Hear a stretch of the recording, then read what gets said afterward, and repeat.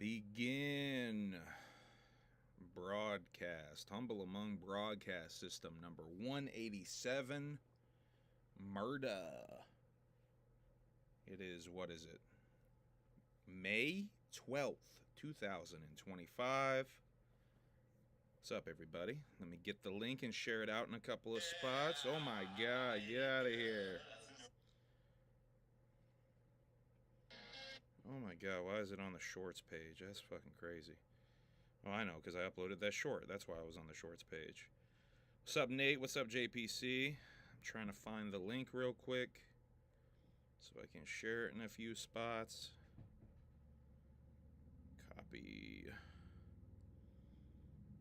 Go on Twitter first.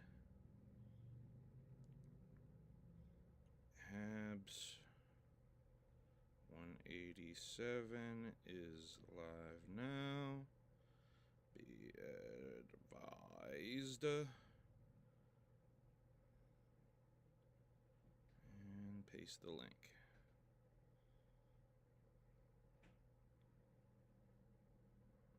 Alright. Do that over on the Instagram.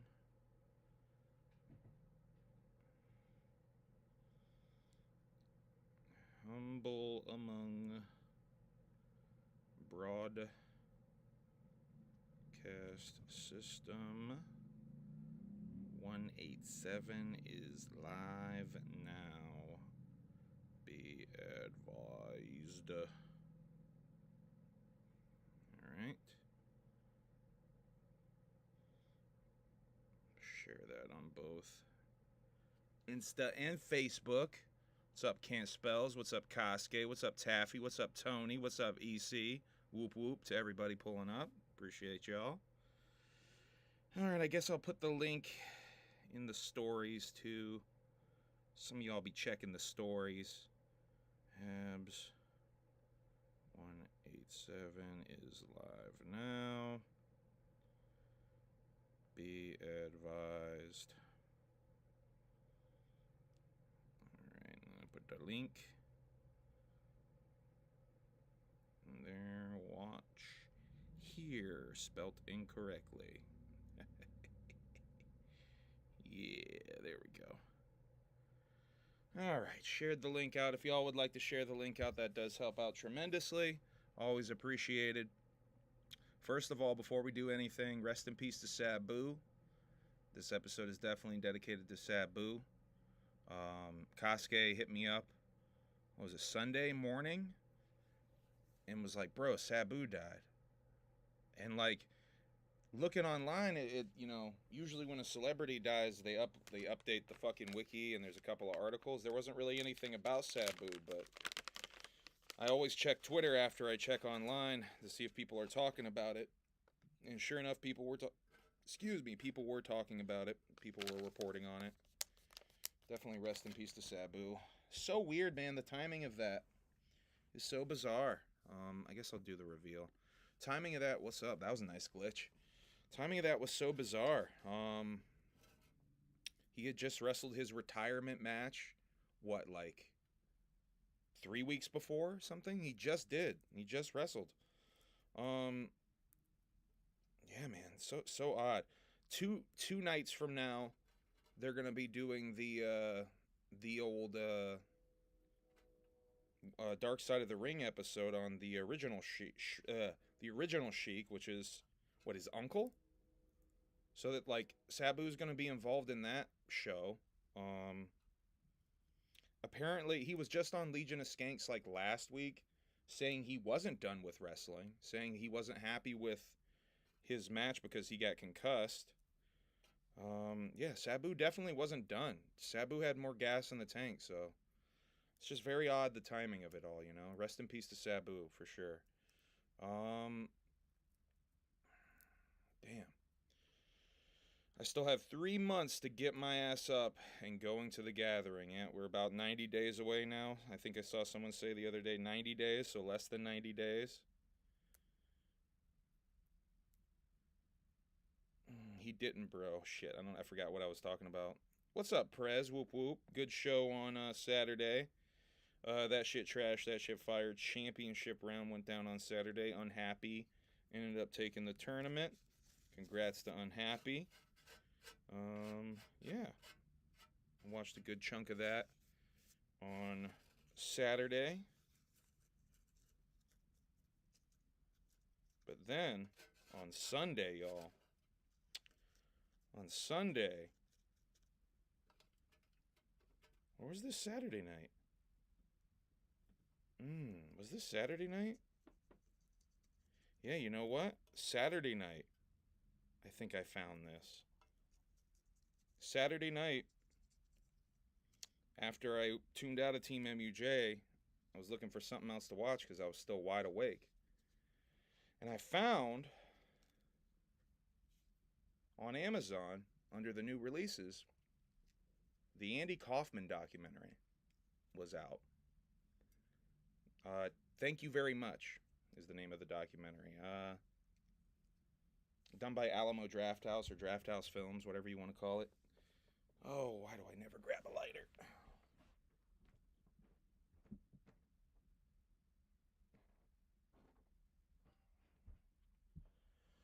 And yeah, so I watched that. I purchased that and I watched that. Excellent. I'm gonna be doing a whole video on that. I feel like I have to do a whole video on that, so expect a full review. There were like 2 or 3 things. God, that did not roll correctly. There were like 2 or 3 things in Thank You Very Much that were rather surprising. I'm not gonna say them here, but you do. I'll slightly spoil them. How about that? We'll go halfway. We do find out that there is some origins to some of these character traits. We do find out why Andy Kaufman is the way he is, why his act is about humiliation and embarrassment, why he's essentially almost putting himself through embarrassment rituals or something on stage. We find out a couple of things about his past that I found really interesting. But yeah, highly recommend, Thank You Very Much, the Andy Kaufman documentary. Definitely check that out. It's on Amazon. You can probably buy it in a couple of other spots too. It's like $15 to purchase, $12 to rent. God, this glitch is killing me. The glitch is killing me, guys. I tried so hard before the stream to try to fix this tonight, and it's fucking going crazy. I don't know what the fuck to do. I bought a different wire to try something new. It's still glitching out on me. Oh yeah, I was gonna do something. I promised Billiam I would play his new music video, directed by Nick Bazaar. So let's play that real quick. We have 5 hours. Let's do an airport music video. That's what you wanted? I'm back again, baby. Trash boy, E-N-T. She going through my phone trying to find Ouija number, but I ain't got the motherfucker, bitch, you dumb. Thinking that I'm famous, so she begging me to stuff her.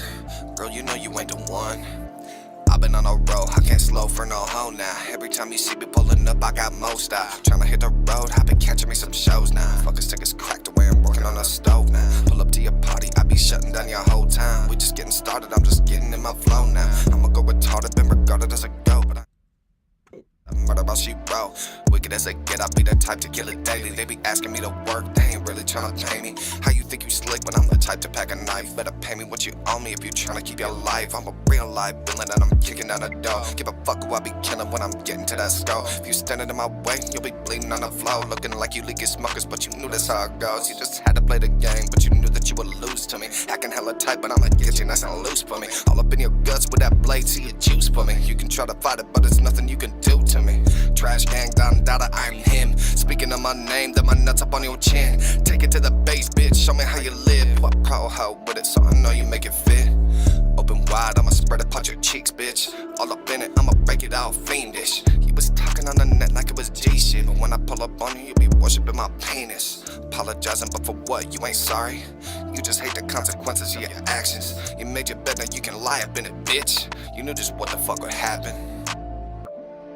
And and we just getting started, bitch. PG-17 is a motherfucking album. It's that shit y'all been waiting for, huh? Let's get into it. It's Trash Boy ENT, bitch. Y'all already knew that. Shouts out Nick Busy. Shouts out my odd son, Will. William Gates, Billy Defense. I'm glad some of y'all like the glitch. The glitch drives me personally insane. I know that some of y'all like the aesthetic of the glitch. It drives me absolutely fucking crazy. I can't fucking stand it. It drives me so crazy. All right, let's just get into the notes, I guess.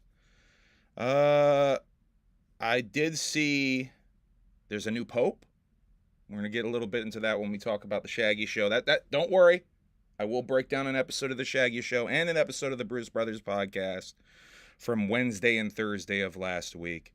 I want to talk a little bit about this whole Sarah Russi TikTok conspiracy. It's not even conspiracy, controversy that is going on that I became aware of today. I was already aware of it, like the controversy or whatever, but I was not aware of how like big it was getting on TikTok until today. So if you guys don't know, Sarah Russi, Violent J's girlfriend, she does these funny little TikTok videos, these YouTube shorts, these Instagram reels, whatever you fucking want to call them. And people on TikTok specifically, for some reason on that platform, very specifically, have been sort of harassing her and blowing up comments, making their own videos, claiming that she is doing some sort of PDF file baiting. And doing research on this, it seems to go back to the fact that she wore Kyle from South Park cosplay and Cartman cosplay to further like sort of say fuck you. MP, thank you for the super chat, the $10 super chat. Support the Ha cause, he said. I agree with that sentiment. Definitely sending money directly to my Cash App is a better way to support the Ha cause. Buy t-shirts and CDs and shit. But I do appreciate the super chats. I'm gonna get like $6 of that or some shit. But I wanted to point out that yeah, that's more trumped up, gassed up, beefed up, roided up, fucking misinformation, disinformation, and slander, coming from the same people behind the Violent J allegations, which I mean I cringe at even calling them allegations because it's like fucking, it's just like bullshit. It's, if you look at where a lot of this stuff is coming from, some of the accounts, some of the hashtags and shit, it's some of that same kind of bullshit from the Violent J allegations, whatever the fuck you want to call it. I hesitate even talking about that shit because it's so trumped up and bullshitty. Sarah's content, though, I want to point out, is not bait. It's not even really promoting her OnlyFans. It's not really even sexual at all.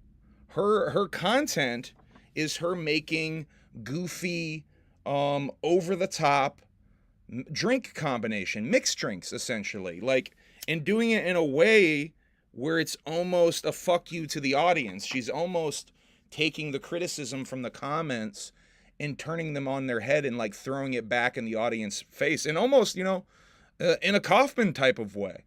She's almost got a disdain. I don't even want to call it disdain, and almost like a fuck you to the audience with the bouncing, because people say she bounces too much. So she's going to lean into it and bounce even more. You spill the drink too much, so she spills it even more on purpose. I think that shit's kind of funny. I don't know. I thought that shit was funny. It actually made me see more of her personality, and I really like that shit. And I think what it is, really thinking about it, I think it's that content in itself that's maybe triggering some of these same people who are leaving these comments. You're too bouncy, you're too bubbly, you spill too much of your mixed drinks. I really think it's some of those same people that see the extra bounce in her step and get to feeling a certain type of way. In no way is she trying to PDF file bait, though. I mean, that's such a fucking wild stretch. You can say, like, oh, she shouldn't dress up like children. South Park is children. That's an adult show, though. where those kids get put in adult situations. It's a fucking cartoon. If you want to complain about sexualizing cartoons, there's plenty of porn parodies that have come out over the years you can focus your attention on, where Bart Simpson is fucking a version of Marge Simpson, or what's the next door lady? What's Flanders' wife or some shit? Or his teacher, Miss Krabappel. Bart is fucking Miss Krabappel in a fucking porn parody or something. There's lots of other things you could focus your energy on that's actual, like a real cartoon child being depicted. like I don't know. To me it's so blown out of proportion. I just felt like I had to address it a little bit here because it is blowing the fuck up on TikTok apparently. Yeah, it's fucking bullshit. Don't pay any attention to it. I probably shouldn't even pay attention to it by making this statement, but I felt like I had to. All right, other stuff that I watched. I watched a movie called The Companion that's on HBO Max, a sort of sci-fi horror action gimmick. I really enjoyed The Companion. I thought it was a great, like many great sci-fi spoken realness, member for 13 months. Shouts out to Spoken. Like many great sci-fi works, it's a great metaphor for something else, something social, if you will. And this being like a toxic relationship. Companion is a great metaphor for toxic relationships, one-sided relationships, if you will. Great movie. I want to talk about The Rehearsal, as I am wont to do on here. Nathan Fielder's new season of The Rehearsal, season 2. Last night was episode 4, and after what happened on the last episode, I think everybody was a little floored and not knowing what to expect. I gotta get a drink. I saw people on Reddit saying that there's Vegas odds on what Nathan was gonna do this next episode. What are the odds? Is one of them was one of the characters will actually shit on fucking on family. Big Will made Humble Among. I don't even know Big Will. How did Big Will? Big Will made Humble Among. That must be Big Will stroking his ego in the chat. I've never even met Big Will, dog. How did Big Will make me? Go ahead. Go ahead, I'll wait. Big Will made me. Yeah, that's funny. Shit, where was I going? I was talking rehearsal. Wake up. I don't even know what that means. Are you rhyming? Are you writing rhymes in the chat? Yeah, you writing rhymes, aren't you?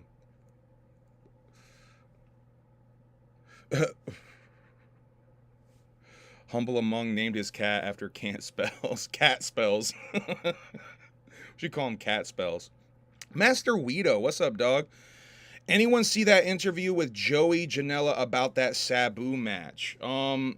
I did see, I almost brought this up. I did see that there's some controversy going on right now. I think that might be what you're referring to, Master Weedo, with Joey speaking about that match behind the scenes, saying that Sabu was given Kratom to perform in that match, and that he wasn't even going to show up to that match. And me and Koski had been talking about that match. Koski was showing me the match with sort of the eyes of like, look at Sabu. I don't know if he really even wanted to wrestle.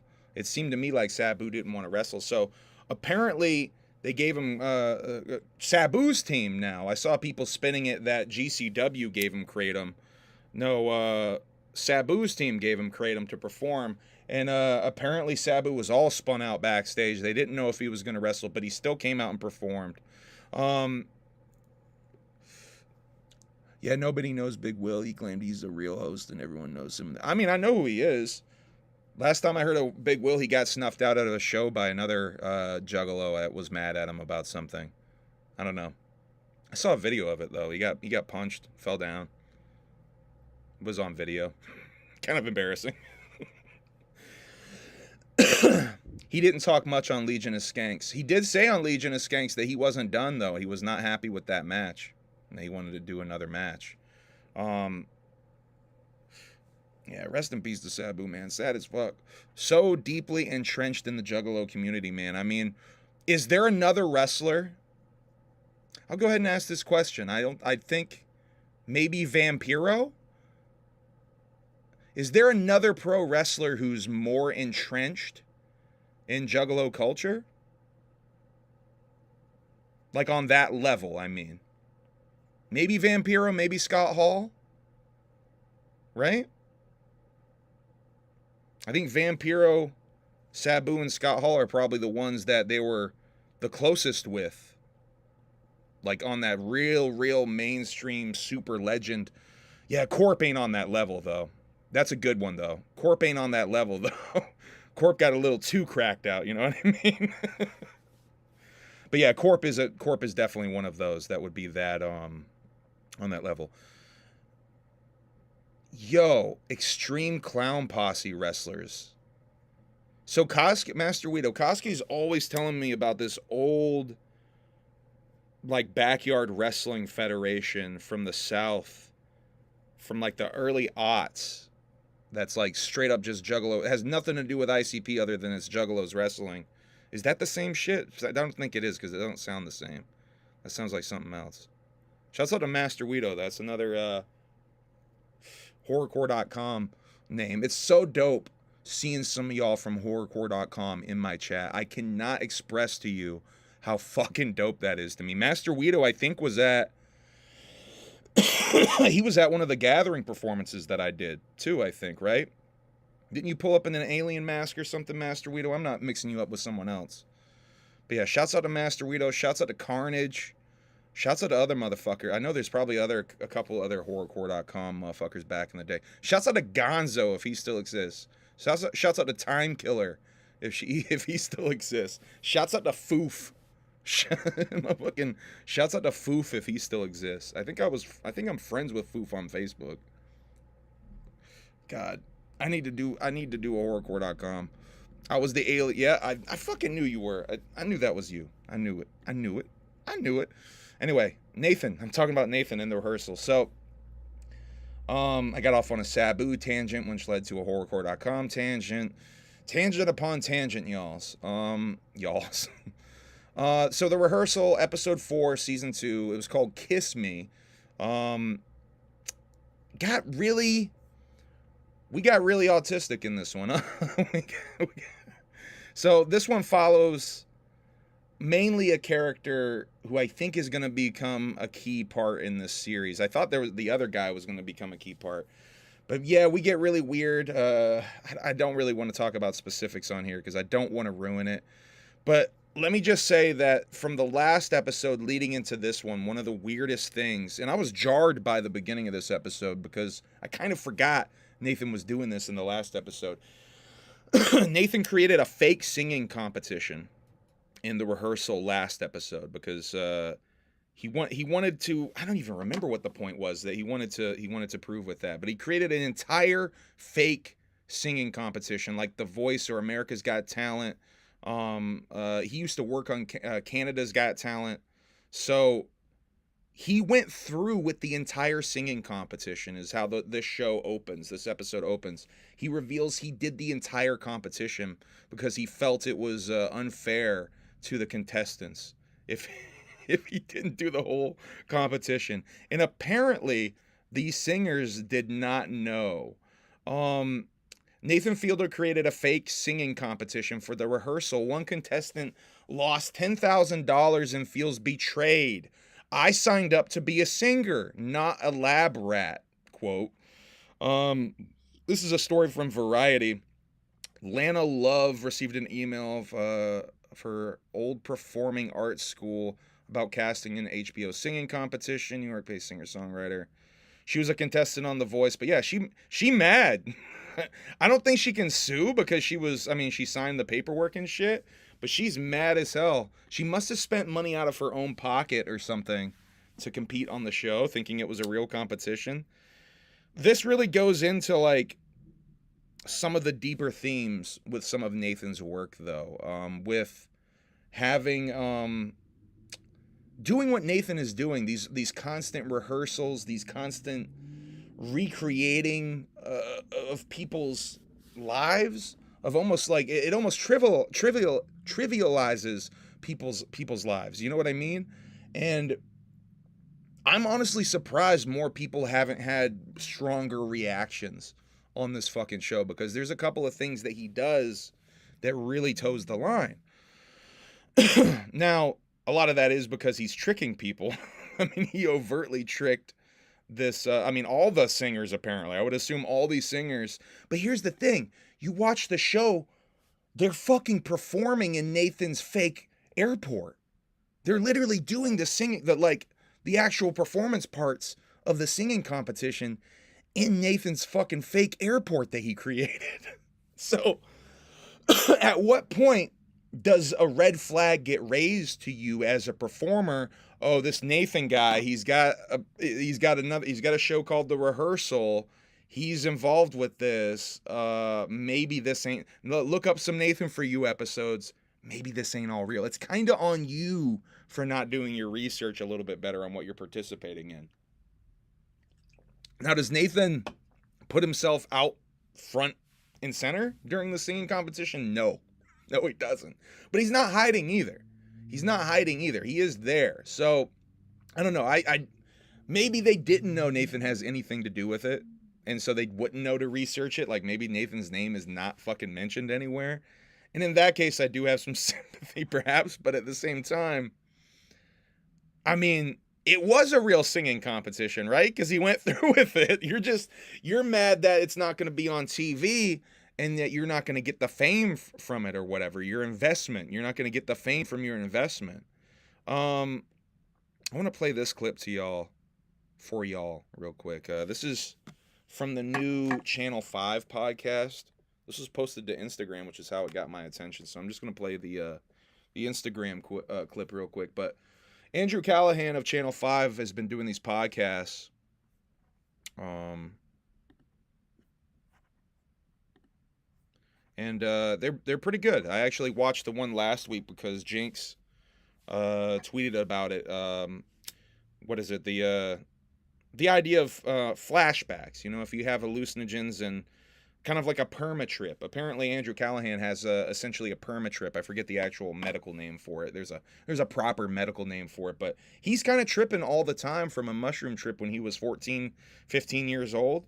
And it comes and it goes. It gets stronger and weaker. But he's kind of perma-tripping, Andrew Callahan. And this is something that affects something like 1% of psychedelic users. But it was a really interesting conversation. Now, what I'm about to play you is Juggalo related, because this new episode is about gangs, police gangs. I believe specifically in Los Angeles, sheriff deputy gangs, if you will.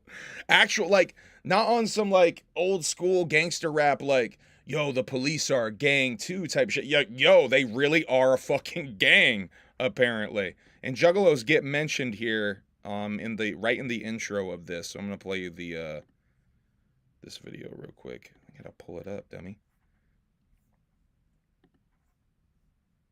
General Kamala Harris, a gang is defined as a group of 3 or more people who are committed to a common criminal purpose. For example, fictional American guitarist and comic book folk hero Archie Andrews, despite identifying his core social group as Archie and the Gang, would not meet this criteria because despite being 5 deep, they're not jointly invested in either kidnapping, drug dealing, arms trafficking, money laundering, or prostitution. At least not that I'm aware of. On the other hand, if you're, let's say, a high school student in Carson City, Nevada watching this right now with 2 of your buddies, and you guys are devout fans of the Insane Clown Posse, whoop whoop, congratulations bro, you're in a gang now. That's right. Due to the antics of some people within the ICP fandom, the Department of Justice officially considers the Juggalos to be a gang. Despite numerous active lawsuits filed by both the ACLU, Violent J, and Shaggy 2 Dope, who decry, we're not a gang, we're just a family, which I agree with, man. Shout out to the Juggalos and my boy Flip Flop the Clown. Haven't seen you in a couple years, but I hope you're still out there sucking on toes at the Sausage Castle. Shout out to all guys in No Breaks. Yeah, that's a little bit of a bot shouting out old Flip Flop the Clown. I found the craziest piece of merch in my my tote, my little t-shirt tote, going through old shirts trying to figure out what I'm gonna sell recently. Some weirdo out there might want this shirt. It's got to be collectible. I found an all gas no brakes merch drop shirt that has on the front of it a picture of Flip Flop the Clown sucking on feet with Andrew Callahan interviewing him with a microphone from that All Gas No Brakes video. And I think it says All Gas No Brakes on the front. If anyone wants that shit, hit me up. I'm gonna do this goddamn shirt stream soon because I got so many fucking shirts I gotta get rid of. And the other, was it Whatnot or whatever the fuck? Was it WhatsApp? What the fuck was that fucking, that bidding app gimmick that I tried that was a fucking bust? What was that thing called? Hold on. Still got that piece of shit on my Whatnot. Yeah. Fuck Whatnot. What the fuck, man? They be selling shirts on that. I mean, if you're trying to buy bulk ass shirts, like a shitload of like $2 or $3 like Harley Davidson shirts, like that's the place for you. Does not seem like the best place for me. Definitely not. Oh, geez, you want that shirt? I'll send you a pic of it. It's an XL. I'll send you a pic of that shit. If you legit want it, I will sell that shit to you. Yeah, you know what? I should have figured Cheese House would want that shirt. Yeah, I'll send you a pic about it, because that shit's gotta be rare. Because I mean, you don't see that shit like hardly ever. Let's see. I think that was all of that. Oh, let's talk some Batman. Batman Forever, the Schumacher cut, is apparently a real thing. It actually does exist, and it will be screening in Los Angeles May 29th at the Cinephile is the name of the theater. May 29th in Los Angeles at the Cinephile. The Batman Forever Schumacher cut, the allegedly slightly darker cut of Batman Forever, with more giant bat footage in it, giant animatronic bat footage in it, will be screening. Now, this is exciting because, you know, Batman cinephiles, if you will, talk about this Schumacher cut being, you know, rather legendary, rather superior to the released version. I hope this means it actually gets a full-on, like, digital release, or at least dropped on HBO Max or some shit. That shit would be fucking dope. Rest in peace to Val Kilmer. Massively underrated Batman / Bruce Wayne. Actually did a dope Batman voice. Didn't lean into any of the growly bullshit. Kind of just did his own thing. Jim Carrey kills it in that movie. What's his name? Chris O'Donnell doesn't get nearly enough credit for his Robin portrayal. He's actually like looking back, he's a pretty fucking good Robin, man, for what he had to do. He did a pretty fucking good job. Batman Forever is pretty underrated, especially if you just let go of all the Batman is supposed to be dark and gritty and just let it be what it is and have fun with it. You will see Batman Forever for what it really is, and that's just a fun ass fucking comic book movie. Same with Batman and Robin, dude. Like, I used to talk so much shit about Batman and Robin and Batman Forever. Now I'd rather watch those movies than any of the Nolan trilogy. And that's no cap. I would rather watch any of those early Batman movies over the fucking Nolan trilogy. I really got to make that video where I shit on The Dark Knight. I really got to make that video where I shit on The Dark Knight, because those rooftop scenes are straight up ridiculous. I need to edit the rooftop scenes of The Dark Knight back to back with scenes from The Room of the rooftop, because I swear to fucking Christ, there's a couple of scenes where they're on the roof. Then I'm like, this is like The Room. What are we even doing? This is ridiculous. Like, how is this even acceptable? How did I accept this? I saw someone in the chat earlier reference that R.A. the Rugged Man is confirmed at the Gathering of the Juggalos. That's a bit of a stretch. R.A. the Rugged Man's DJ Lala, did post some tour dates where one of them, it seemed, looked like The Gathering was on it. August 13th, The Gathering with R.A. the Rugged Man was listed on the flyer. I couldn't find the actual flyer. All I could find was people reposting pictures of the flyer. Shouts out to Fago Lovers, who I saw had a really clean screen grab of it. I don't know where she actually posted that shit though, because she must have deleted it. She must have gotten told to delete it because he hadn't been announced yet. Tech9 though has been kind of loose-lipped in the comments and apparently at shows. Apparently he said he was gonna see Juggalos this summer at a show recently. He's on tour right now, I think. And he's posting Gathering throwback pics of Club Chaos and shit on his Instagram. Let me unlock this. Read the caption to y'all. I wonder what I was rapping in. I wonder what I was rapping with a Bud Light in my hand.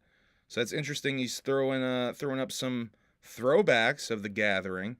Definitely makes me feel like Tech9 is all but confirmed for the Gathering of the Juggalos as well at this point. So we got R.A. the Rugged Man, pretty much a guarantee. We got goddamn Tech9, pretty much a guarantee. Who else do we got that's like almost a guarantee on that level? 3-6 Mafia? I think I saw someone who was at Sonic Temple post that the 3-6 Mafia almost certainly will be at the Gathering. I think that makes a lot of sense, especially because they just played together almost like they were booked together at Sonic Temple. So I think that would make a lot of sense. That would be dope. Even if the version of 3-6 Mafia we get is just DJ Paul and Juicy J or whatever, like that version, they should just get everybody that they fucking can get. But even if it's just those two, I'd be happy with that version. But they should get everybody. They should get everybody that they can get. Rest in peace to Gangsta Boo. Lord Infamous. What, Crunchy's still alive, right? Is it only Crunchy?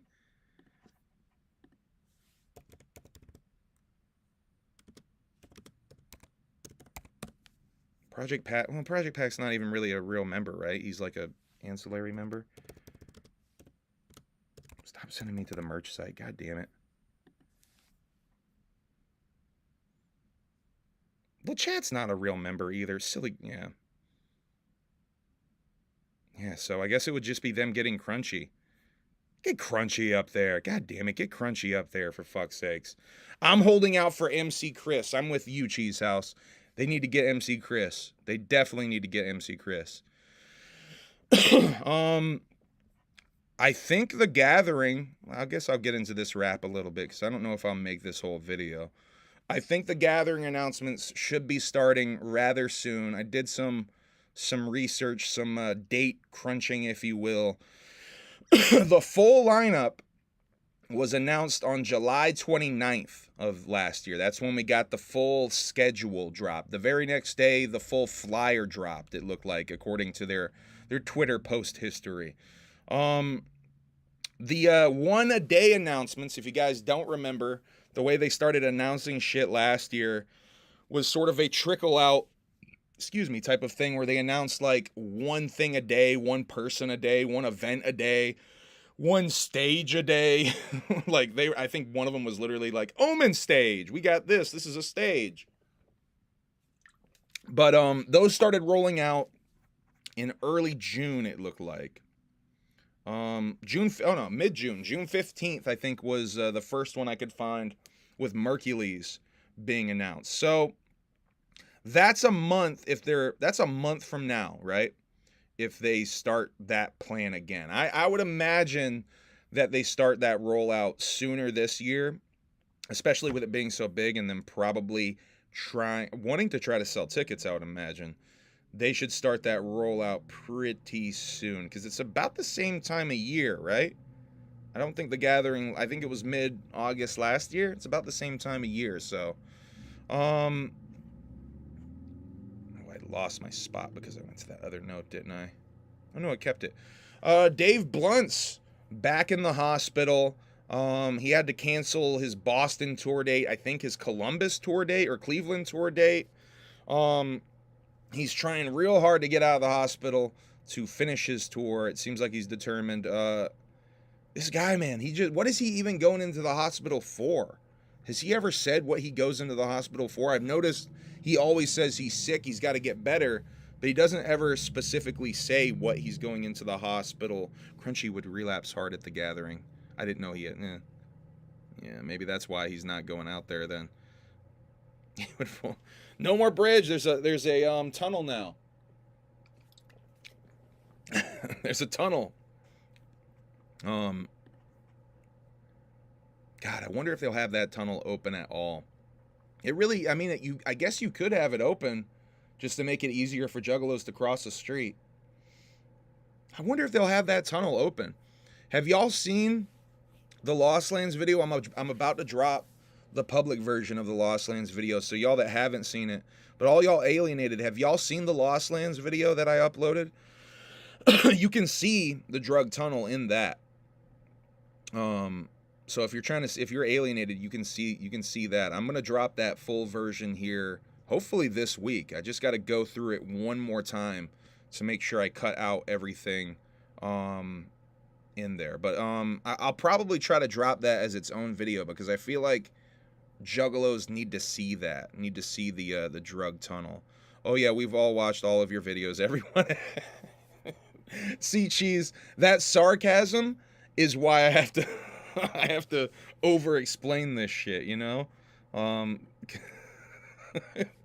Because now you got me feeling oh, god damn it. Cheese, I know you've heard this, Cheese, and we're gonna talk some new music. I know this is your favorite new release. Almi Zulalu released their new album, Great Malenko Part 2, recently. Now, should I listen to this for real though? If you guys don't know, Mikey Clark produced the new Almi Zulalu album, the Great Horny Devils from Hell, or whatever it's called. What should I listen to it though? The Axe album was good. See, I've seen a lot of people saying it was good, but the clips that I've heard literally sound like Great Malenko sound-alike beats. Great Malenko type beats, for sure. So I'm like, is this gonna be really cringy? Is this gonna be like Project Deadman? Is this gonna be not good, Mikey Clark? Am I not gonna like this? Shouts out to Bedlam, but I don't like Project Deadman. I'm gonna wait till the Dev Axe album. Yo, jeez, that would be crazy, right?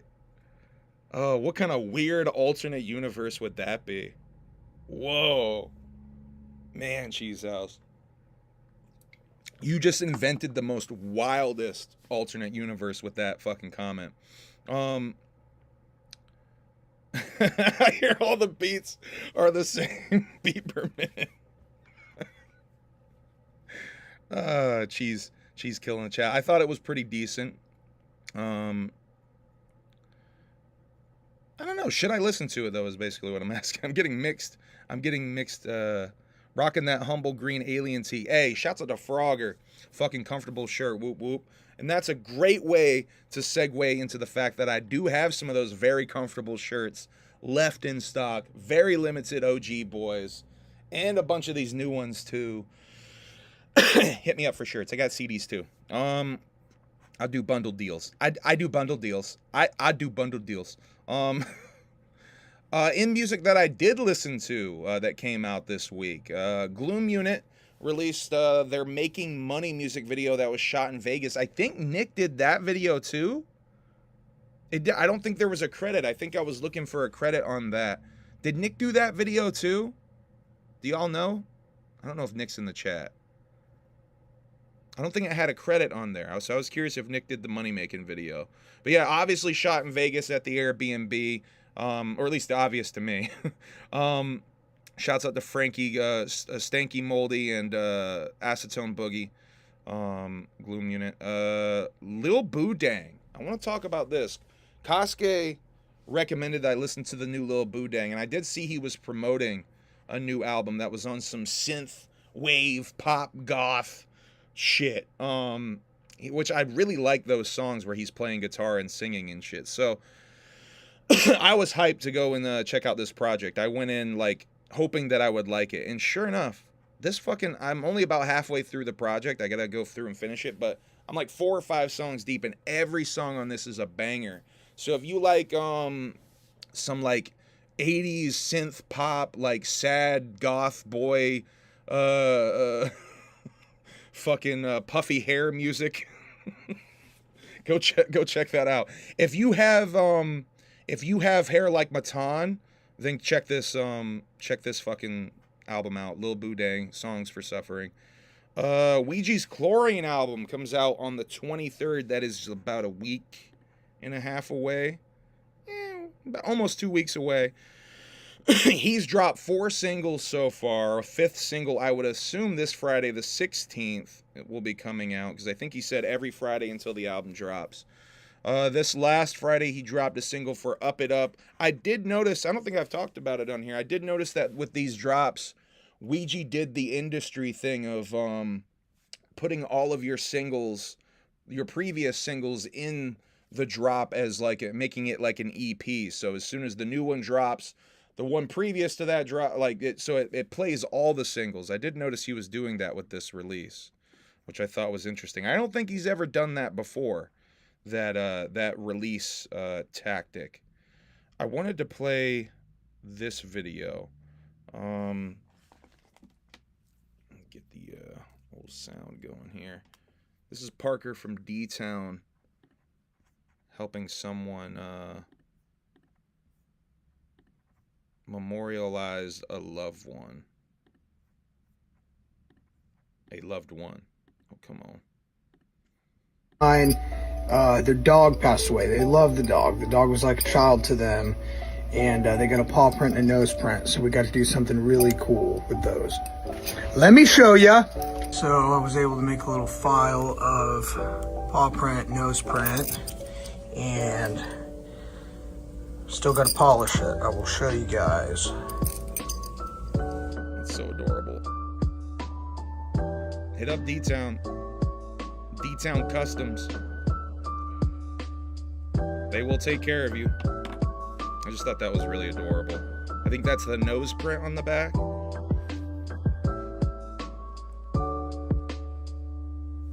So made someone a really dope charm to remember their loved one with. Their fur baby with. I thought that was really dope. I wanted to show that to y'all. D-Town's the shit, man. Parker's the shit. Such a great heart on that dude. Shouts out to Parker.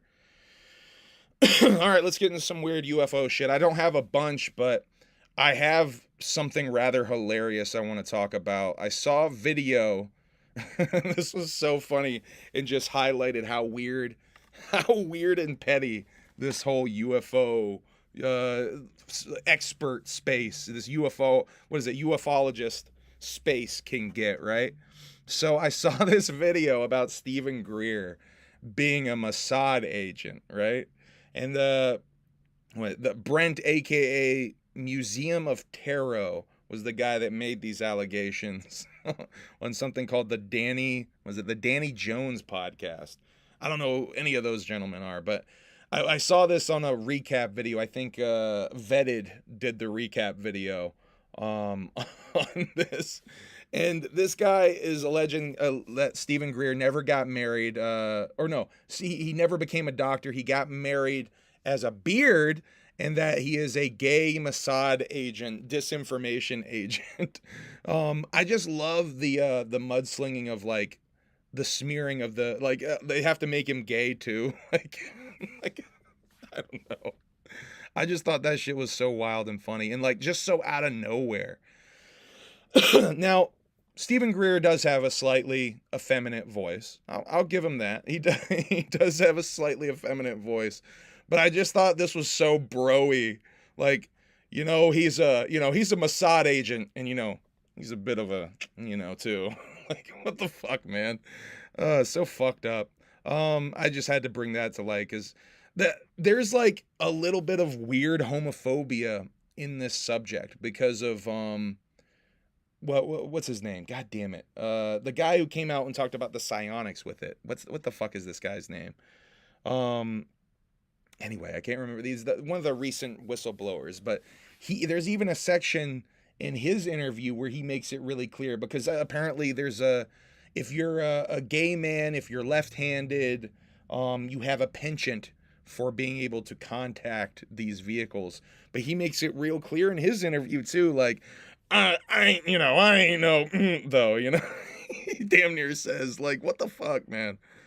I almost want to make, like, like a video highlighting that weird homophobia, because there's something kind of fucking funny about that to me. On Weaponized, they had part 2 of this Matthew Brown interview. This is the unvetted whistleblower, the uncleared whistleblower, if you will. Now, I feel like now I'm like, did they blow their wad in that first episode? Is this third part gonna have something? Because this felt like, I don't know, he talks about some of the photos he saw in the documents again, some orbs, black triangles over secret, sensitive Russian sites. But I mean, it felt like there was nothing really that mind-blowing or new in here. The fact that he tried to report some of this information, because he basically stumbled upon some shit that he wasn't supposed to see. On the secret internet, on the secret government internet. He stumbled upon some shit that someone had posted that was basically a briefing of a new secret program, and he was able to see some shit in there that he probably wasn't supposed to see. And so he reported on him, he basically snitched on himself that he saw that. And they call that a spillage incident, which I really like that terminology. But they essentially treated it like it was a joke, like it was nothing, and then basically was like, you know, don't even worry about it. Steven, you knocked over that can. Steven loves walking all over me when I do this shit. Okay. Oh fuck, that's what I didn't get. I didn't get the new flyer for the May tour. I still have that old flyer for the May tour. Here's the Chlorine album cover that I should have had up when I was talking Chlorine. ICP did the Sonic Temple shit this past Friday. 3-6 did their performance on Saturday. Steven's on my shoulder. But yeah, I saw there was a decent turnout for ICP, even though they were playing the same fucking time as Metallica. There was a good amount of people in that crowd that chose IC fucking P over Metallica, so that's fucking dope, man. Let's see. Oh yeah, that's what I was going to talk about next. The May tour kicking off tonight in Cleveland, Ohio. There was an announcement this week that I didn't get the flyer for. I should have the updated flyer here. That the opening acts for the tour will be Ouija Mac and Wacko the Kid, with JCW on the second half of the tour, I believe starting in Spartansburg, South Carolina, going forward. A lot of these shows are sold out and will be selling out. This is still an older flyer, so I don't think anything else is sold out, but if you look at the second half of the tour, those last 4 shows are all sold out. ICP going on a bit of a festival run. Here's the June tour dates as well. They're doing another 2-week run in June that they just announced. They're doing this Summer Smash shit. They're doing Bonnaroo. I think Bonnaroo and Summer Smash are both on this June run. They're also doing Rockville later in the year. They're doing a lot of festivals this year. JCW will have a presence at this ALW. Steven, motherfucker, just knocked over the whole ass light, Steven. God damn it. Steven.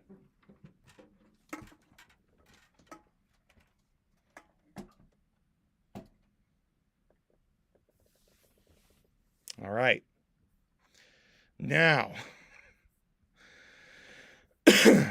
back to it. ICP is also doing this gimmick where you send in items to be autographed on a live stream over on High Spots Wrestling Network. Items are due by May 21st, so you still got some time to mail your shit in. I don't know if they're charging or anything for this. I really don't know any of the details on how this works. But I would assume just go to High Spots Wrestling Network or whatever, highspots.com, wherever the fuck, and figure out how to do it. I don't know. Do something. But yeah, they're going to be signing your shit on a live stream. Yeah, if you want to do that, be a part of the live stream, be in the chat while they sign your shit. And they $50 to sign the items. Thank you, Master Weedo. I appreciate that. Master Weedo just said in the chat. So $50 to sign per item, I would assume. Let's see. All right, I think we're caught up. I think I'm about to get into the map of it all. Because the Gathering map was dropped, I think, on Friday. Little Taffy hit me with that text. Let me know that the map dropped and that there's zip lines. There's zippy zip lines. Or at least one zip line station by the main stage. All right, Steven. Now let's go and take a look-see. Actually, first, let me show you the whole map first before we do that. There's the whole map. Steven, LHRPG with the $10 super chat. Couldn't find a way to tie in Tinkerbell and Peter Pan, but in the next episode, we'll have Tom Thumb and Thumbelina. I hope it's okay if I use U and M's personalities for them. Certainly. I'll be Tom Thumb. I'll be Tom Thumb all day, dog. All right, so if you see over by Legendary Stage, they do have that zip line gimmick. I want to get closer, though. Let's really break this thing down. Let me see. I'm going to have to resize that for that to work. Oh, yeah. Let's do it like this. There we go. Steven, why do you do this to me?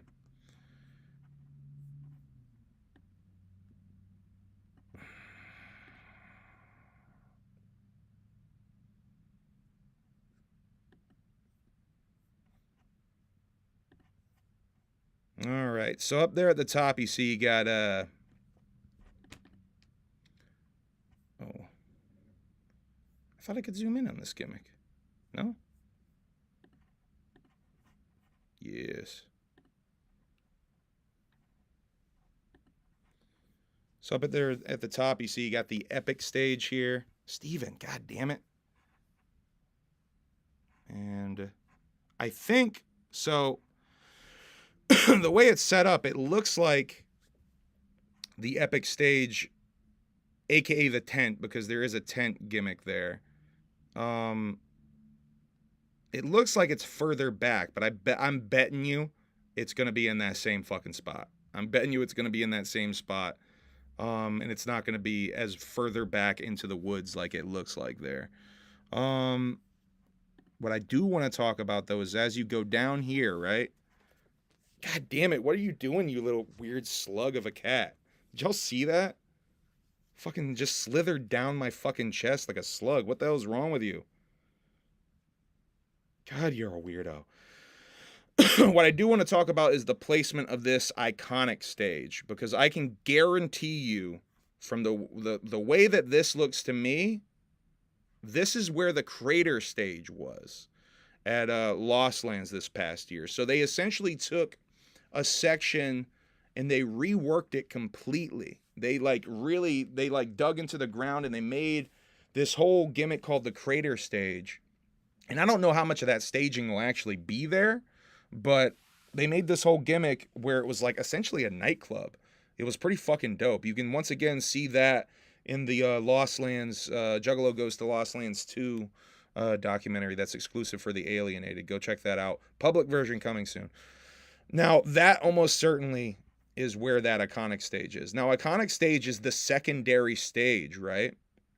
Now, what I think is confusing a lot of people is if you go over here to Merch Row, though, you see something new. There's something called the detonation stage, which is another small stage that's looking like it's right behind the merch tent.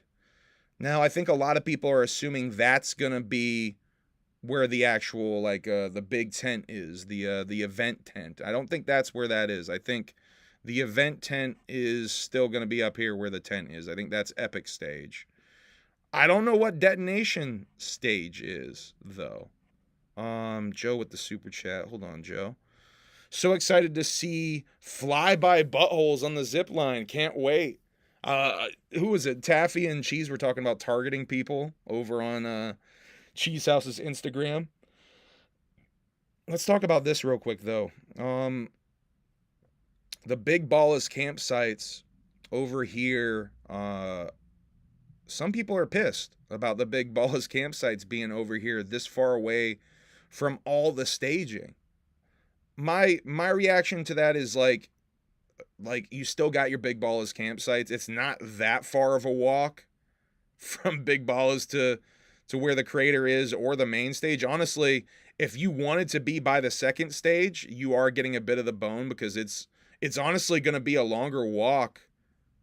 I believe it would be a longer walk from Big Ballas to that crater area than it would be to main stage. Yeah, almost certainly. Even with how this map is sometimes not really like to scale, it still would be a lot longer of a walk. It's a little bit of a trek to get from over there, because it really is like, it's almost like out in the parking lot, if that makes any fucking sense, where the crater is located. I'm really, if y'all want to see a sneak peek of it, go watch the shit, the Lost Lands shit, because it is in there.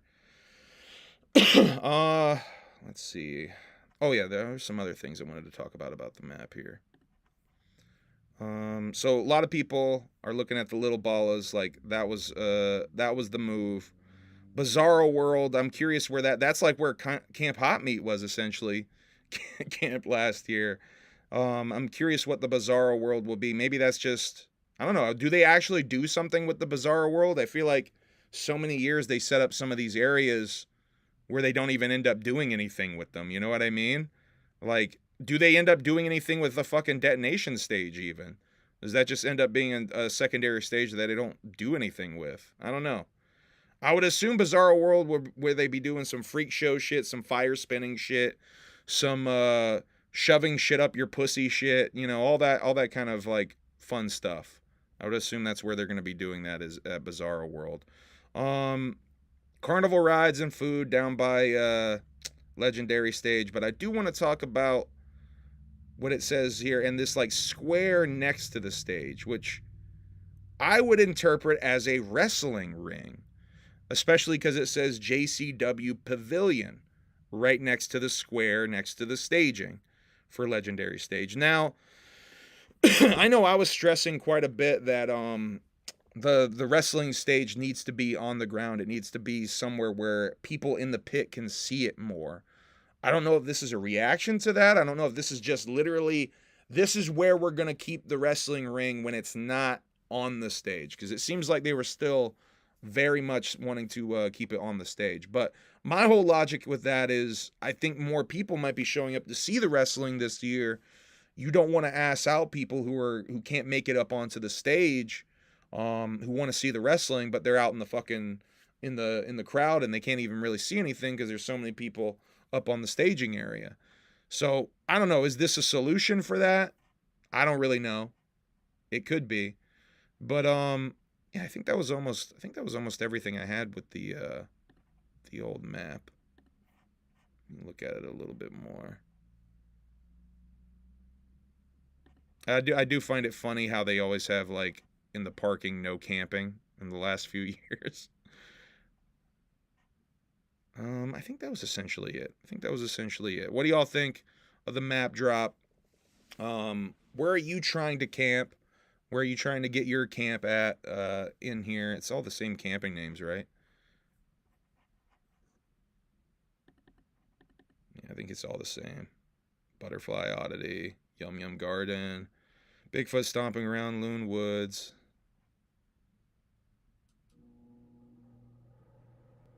Was it Camp 665 was one that they had before too, though, right? Is that gone now? I guess maybe Camp 665 is gone. Anyway, I camp in Yum Yum's Garden always. Look for Ned and Land. That's not on the map, you silly goose.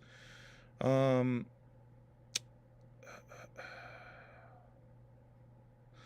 tiny ass haunted house setups. Maybe that's what Bizarro World will be.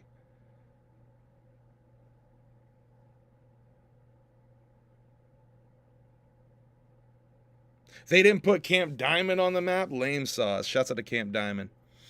Hey, whoop whoop. Yeah, shouts out to Camp Diamond, for real. That's good people over there. Oh, man. Ned and Land is my camp. That's a dope name. Shouts out to Ned and Land. Alright, I think that's it, y'all. I think I have to go. Let's go through the Bruce Brothers shit. And which I was able to get all the notes for that, even though they got copyright striked. I do have all the notes for that. I don't have that many clips to play y'all from it. Oh no, I do have a couple of clips. I'm gonna be careful with what I play though, because fucking stupid ass WWE. That's what ended up getting them too. They were playing, I think, a Jake the Snake promo, and fucking stupid ass WWE got them and took their stream down. But they got it back up like the next morning or something. Bizarro World is fire spinners and poi and circus shit. I like it. So yeah, shoving shit up your pussy shit. I'm running a pawn shop in Whorehouse this year. Hit me up. All right, vibes. Hit up Cheese House's pawn shop in Whorehouse. Camp Loose Meat. Yeah, Prez always gets the hilltop. Prez is the king of the hilltop. President of the hilltop. The deluxe hump tent, Biggs has said. Is that the Cheese House? Is that the Cheese House? Is the Whorehouse the Cheese House in question? Did I say that right? Alright. I guess we'll open with Jay. Jay describes a little bit of wrestling history here, and this is pretty fucking dope. Let me get my little vape gimmick. Oh.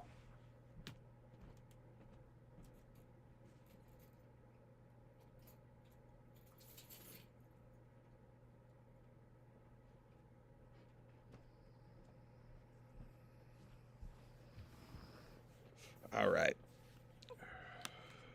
Because I'm not in the mood to roll another blunt. People don't know this, including you, dumbass, but you're about to be schooled if you don't. Professional wrestling comes from the carnival. It's true.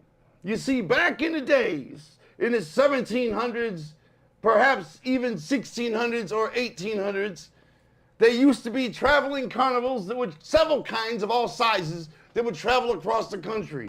And these carnivals would have a strongman, Jeeves, much like yourself. Yep, right here. That's right. They would have a strongman, and the strongman would show exhibitions of strength, and he would also take people on from the crowd, you see? And sometimes... yeah, I love this, Will, because he's just dropping straight knowledge.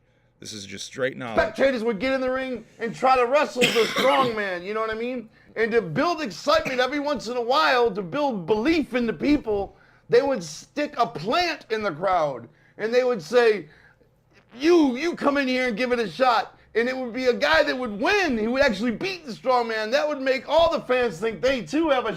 And one of my other favorite things they would do back in the day is they actually, a lot of times they would have the ring would have 3 sides open, and on the 4th side that would actually be a curtain, like flush right up against the 4th side of the ring, right? And so if they had someone who was maybe a little bit too strong, like Jay's talking about having a plant in the crowd right now, right? They would still take on real people though too, to make it real. Like, but sometimes they would get in trouble and a motherfucker would be a little bit too strong and they would start losing. And what they would do in that situation is the wrestler would push the local up against the curtain and they would hit him with the fucking blackjack, from what I understand. That's the origin of the blackjack in wrestling. The blackjack as a weapon, a wrestling weapon, is probably legit one of the oldest, if not the oldest, foreign object, if you will, in pro wrestling. Oops. But yeah, that's the other way that they would rig the match, if you will. Shot. Not even. And with after this a plan. while, this carnival strongman would gain fame and notoriety, and so would this carnival strongman. So these carnival barkers got together and they started pitting 2 strongmen together against each other. And of course, those matches had to be rigged to build further excitement. And this is the sport's birth of professional wrestling right there in the carnival. Yep. And wrestling is just as much our blood as the carnival. Deeply as they ingrained in the both come carnival. from the same source. And today wrestling has grown into a giant mega conglomerate of epic proportions, a huge corporation, a massive drawing, huge entity felt worldwide. And what I personally love about the art of pro wrestling, Rob, is that you sometimes may have, on special occasions, you may have a sold out stadium, 75,000 fans watching, 3 men in the ring, 2 competitors. Syphilis, also from the carnival. Do the knowledge. Shuts of the cheese. Check your history. That's what she said. I say do the knowledge. She says check your history. So yeah, this episode is essentially their wrestling top 3s. I wonder if the conversation was ever brought up, let's do wrestling Mount Rushmores. Then that was nixed because 4 would be too many. So they're doing wrestling top 3s. I really am curious if wrestling Mount Rushmores were brought up though. Shouts out to Whoop Conda. Let's see. Jay talks about wrestling relieving his anxiety, going to watch wrestling as kids when they were little, Jump Steady seeing the Jumping Bomb Angels, Jay and Jump Steady seeing the Jumping Bomb Angels back in the day. The Backseat Boys talk about getting into wrestling as kids. Jay says the behind-the-scenes stuff is just as much part of the show as the actual show itself.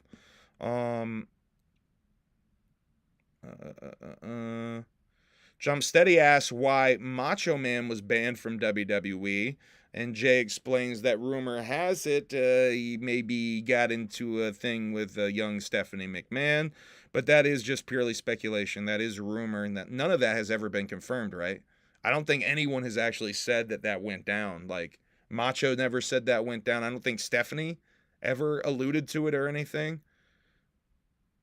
Macho was with... I know people really believe that, but no one's ever really talked about it, right? It's just a really heavily believed rumor, I guess you should say. There's another old wrestling rumor that there's a Polaroid out there with Ric Flair with a wang doodle in his mouth. Y'all ever heard that one? That's another old wrestling rumor I remember from getting on the internet back in the day. Allegedly. Allegedly now. This is all alleged. Macho was close with her but never smashed. McMahon showed it. What, the Polaroid? And one of his best friends said it was true. I don't know. I don't know if I fully believe it. I don't want to believe it. I'll say that. I don't want to believe that Macho Man slept with Stephanie. Where am I? Jeeves explains donating subs to Violent J on Twitch. Violent J requests a steak and cheese sub from the chat. Jump Steady asks Violent J about the Goldberg punch. There seems to be some confusion with that Goldberg punch too, by the way. I'm going to play you guys a clip where Jay announces that this new wrestling book will be available at the Gathering of the Juggalos this year. This coffee table book that Sean Oliver is putting together that is going to be really dope if you're an ICP. Shit, if you're not even a fucking wrestling fan, if you're an ICP fan, I feel like this book is almost must-have type shit, just for the history and the lore. Listen to this. I'd like to take this opportunity to let everybody know, if you really want to know about ICP's history in pro wrestling, there is a book coming out at the Gathering this year. It's a huge, thick, full-color coffee table book called Unaccepted, written by the man Sean Oliver after a series of interviews with Shaggy and myself and many, many others, and it covers our entire wrestling career. In the back of this book, Rob, is a list of every match we've ever had. See, that part, though, that's fresh as fuck. A full list of every ICP match they've ever had. That's dope. It's ever been documented. An ICP match bibliography, if you will. Okay. Discography. Every promotion, including JCW. Matchography. A huge catalog of every match we've ever had all over the world.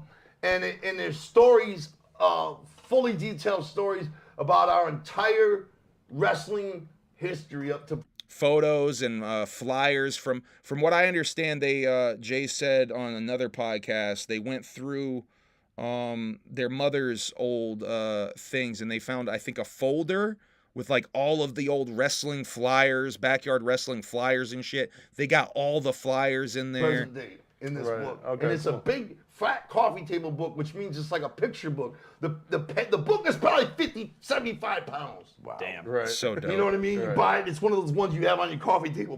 It's like the Battle Royal champ. They're gonna make it like that giant Jim Cornette compendium thing that they put out some years back. That is, by the way, super fucking collectible.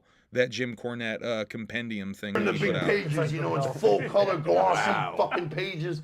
It's gonna be beautiful. That It's thing probably catches gonna be money, the coolest though. thing we've ever put out. I'm super excited about it. Is that going to be available to buy online after the It'll be gathering? available everywhere. Cool. Yes. So if you can't, it's not going to be exclusive to the gathering. If you didn't hear Jeeves, he just asked, will it be available to buy online afterwards? He said it'll be available everywhere. So if you were like me in the chat and you're like, fuck, I don't want to buy this at the gathering because I'm going to have to haul this giant ass, nice ass art book all the fuck the way up the hill back to the car and then leave it baking in the hot ass sun in the car throughout the day. Fuck that. Like, I was literally like plotting in the chat. I'm like, so what I'll do, right, is I'll go to the merch tent when we're leaving and I'll cop one when we're leaving and then I'll bring it to the car. That way I'll know I'll have it and it won't be staying in the fucking, bring books to me. I love that. Yeah, what Cheese House said, bring books to me. Yes, please. Yes, please. I like that. You really do, Cheese. I owe you. I need to bring you a book this year. A book or two. You really do be bringing me books. I still haven't even fucking read any of them like an asshole. Oh, I do have that book you recommended to me, Cheese, in my Amazon to buy thing. I almost copped it the other day, but I'm trying to be good and actually read the books that I've bought and like not just keep buying books and not reading them. What was the book you told me about? No Longer Human, right? You told me about that, I believe, Cheese. No Longer Human. I have that in my to buy. I think it was you that told me about that. I think that was at Juggalo, Ohio. Someone told me about that book. I think it was you. Let's see. Clumsy. Was that? We'll talk about it later. Oh, I did want to bring up a comment I saw in the chat. Dankus Magic said, we're talking about wrestling rumors again. Saddest rumor to me is Rick Rude losing his dick to shooting it with cocaine and Viagra to fuck longer, and it got infected, so he killed himself rather than lose it. I have heard that rumor before, too. That's dark as fuck. I do think that has been said to not be true. That just seems like the kind of like rumor that they would give to Rick Rude because of his gimmick. But how weird and ironic would that be if that really was how he went out, right? If that, like, his gimmick being what it was, how weird would that be? Yeah, don't put needles in your dick, kids. Yeah. Nah, I only read comics. Who told me about that book then? Was it Nick? Someone told me about that book. Just jumping in, have you covered the new Zool record yet? I asked the chat if I should listen to the Zool record. I haven't listened to it, though. I have not listened to it yet. See, to me, it sounds like, I'm curious because it's Mikey Clark, but to me, it sounds like Mikey Clark, Great Malenko sound-alike beats. It literally sounds like the clips that I've heard sound like sound-alike beats. So I don't know. It seems like it's getting mostly positive reviews, though. I don't know. I'll probably end up checking it out. Maybe I should do a live stream where I listen to it and on Twitch or some shit. I couldn't find a vein in prison and had to shoot in the dick vein 3 times. Been sober 7 years now, by the way. Shouts out to your sobriety, homeboy. Shooting in the dick vein is wild, though, dude. Erect or not erect? Fuck it. How did you find the vein, dog? Like, Was it the main vein?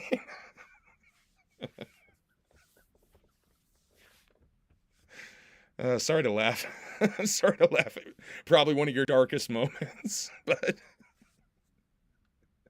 shooting into the main vein is wild as fuck. Sorry, dog. Oh, shit. All right, we got to get into this. Wrestlers that will be left off the list because they're too popular. Not erect also can't hit him out. So wait a second. Someone did it for you? Wait a second. Are you saying someone did it for you? Holy shit. What have I uncovered? The Rig Man. And this was in jail, you said? Oh, yeah. Real jug shit. Dog, I'm changing the name. I'm changing the name of this episode to Shooting in the Dick Vein. No, it's not homo. It's not homo at all because you weren't going into this trying to get your sexual rocks off. You were trying to get a different kind of rocks off. So that's definitely no homo, for sure. Pause. He's just helping you out in a different way, you know? If he started stroking you to get you chubbed up to do it, then it might be a little homo. That might be a little homo. Just a little bit, though. Because he's still helping you out, you know? He's not doing it to get you off. Once again, I'm sorry to be making so much light of this. You should have never told me this. Okay. I'm gonna keep going. This is wild as fuck. These are the wrestlers that they mostly left off of their list, though, because they were too big. Ric Flair, speaking of being too big, Ric Flair, Hulk Hogan, The Rock, Stone Cold, John Cena, The Undertaker, and Roman Reigns. Top 3 wrestlers, Jump Steady picks Lord Regal Steven. In a rather hilarious moment, JP of the Backseat Boys botches and says his number 1 wrestler first. Jeff Hardy in no particular order. Jay's pick is the Great Muta. Tommy's third fave is Jeff Hardy. Tommy says that he was the most over in the world at one point. Jay questions this and brings up Michael Jackson. Jeeves brings up Bam Bam Bigelow as his third fave. Second pick for Jump Steady, Rey Mysterio Jr. JP's also Rey Mysterio. Jay's pick is the Ultimate Warrior. Tommy is... Oh, yeah, this is great, actually. Tommy's next pick, Jay thinks it's him, rather hilariously.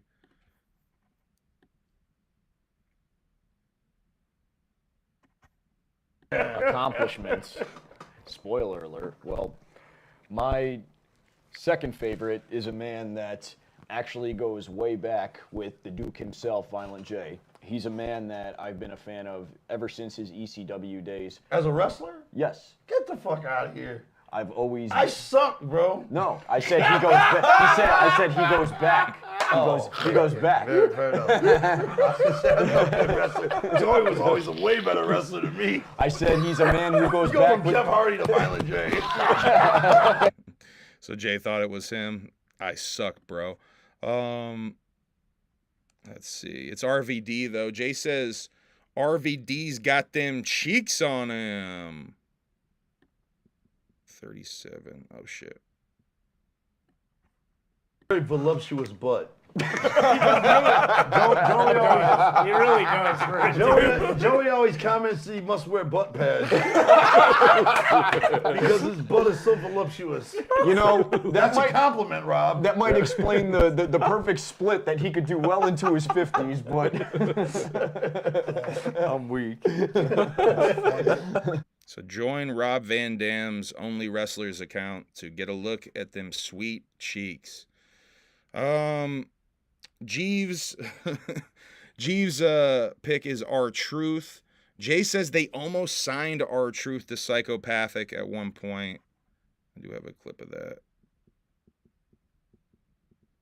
I don't know if they've ever talked about that before. I don't remember. Quick. The man who has tenure in the WWE. Shouts out K Quick for real. dog. Yeah, a little bit of secret information. We almost signed our truth to Psychopathic Records once. What? Damn. I was talking to him all the time, and we were gonna sign. He wanted to put a record out on Psychopathic, and we were this close. Ooh, yes. That would have been so dope. All right, I do have a video for this next wrestler. One of my all-time favorites, up there with Hulk Hogan, The Rock, and just countless matches. I was gonna say Dankus Magic. My hairline kind of already is outlined in silver if you look really close. But I don't think doing tattooed blackface is a good idea. I don't think that's a good idea. All right, Jump picks Eddie Guerrero for his number 1. JP picks Christian Cage for his number 3, I guess, because his number 1 was Jeff Hardy. Jay's number 1 is Andre the Giant. He said that a bunch of times before. Tommy's number 1 is Matt Hardy, the older Hardy brother. Only makes sense. Jeeves gives props to Evil Dead. The chat was giving mad love to Evil Dead. Who's at the table. He says Evil Dead's at the table. Breaks kayfabe. Jump says that's purely speculation. Jay says that's factulation. Jeeves, number 1 pro wrestler. And shouts out to Jeeves for this. Jeeves has some really interesting taste, some good taste when it came to wrestling opinions, I thought. Especially this won me over, obviously. His number 1 wrestler, Andy Kaufman, that's mine. That's mine. I would look cool in blackface. Oh, god damn it. Y'all need to chill. What is this? That dude's video? His ICP racist video that I reacted to? Is that what this is?